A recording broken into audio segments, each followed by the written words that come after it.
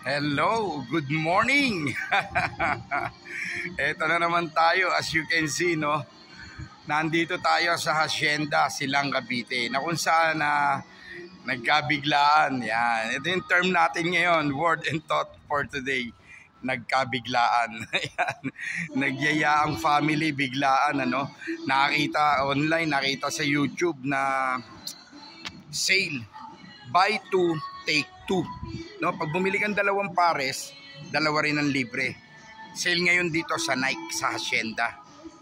Ayan, so guys, doon sa mga interesado, doon sa mga gustong medyo makatipid na branded, original, sale ngayon dito sa Hacienda. Kaya lang, dadayo ka pa rito sa Silang Cavite.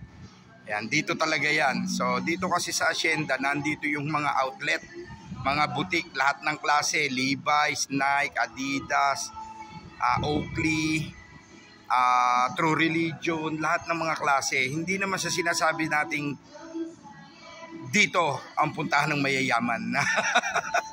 Hindi naman kailangan mayaman ka pagka pumunta ka rito. Ayan, may pambili ka, pwede na. Ayan. So nandito tayo ngayon sa Hacienda dahil sale dito ngayon ng Nike. Nagkatuwaan yung pamilya na tumingin, baka sakali. Advance na tayo ng mga pangregalo natin, tsaka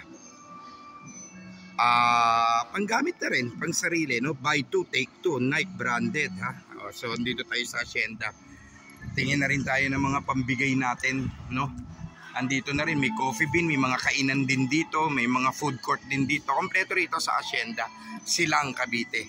So try nyo rin, minsan punta kayo rito. So hindi natin alam, ano, kung hanggang kailan tong sale na to. No, ayan, kung nakikita nyo, buy two, take two. Ayan, no? Ayan. Buy two, take two. Ayan, nakalagay, oh.